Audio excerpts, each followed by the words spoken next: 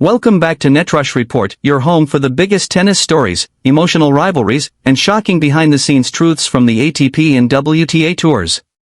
If you live for tennis drama and raw honesty from your favorite players, make sure to like, subscribe, and hit that notification bell because this story is sparking major controversy across the tennis world. It all unfolded in Stockholm.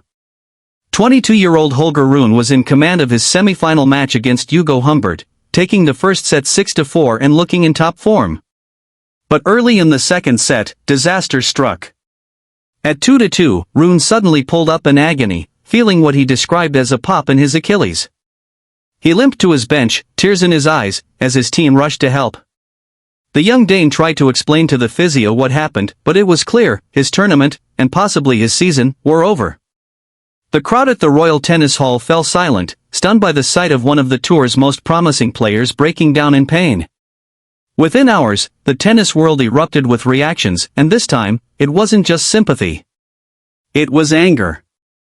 Jack Draper, the 2025 Indian Wells champion, took to X with a powerful message. He wrote that the ATP calendar is unsustainable and that something has to change if players are going to have any chance of staying healthy long-term. Draper, who himself is recovering from bone bruising in his left arm after being forced to withdraw from the US Open, said that the tour's constant travel, quick surface changes, and lack of recovery time are creating a dangerous environment for athletes. Almost immediately, Taylor Fritz responded, agreeing with Draper's message and backing him up. Fritz emphasized how physically demanding the tour has become, saying that players are expected to be machines while the reality is far more painful. Fritz added that more and more players are picking up long-term injuries, not because they aren't fit, but because their bodies simply can't handle the relentless grind.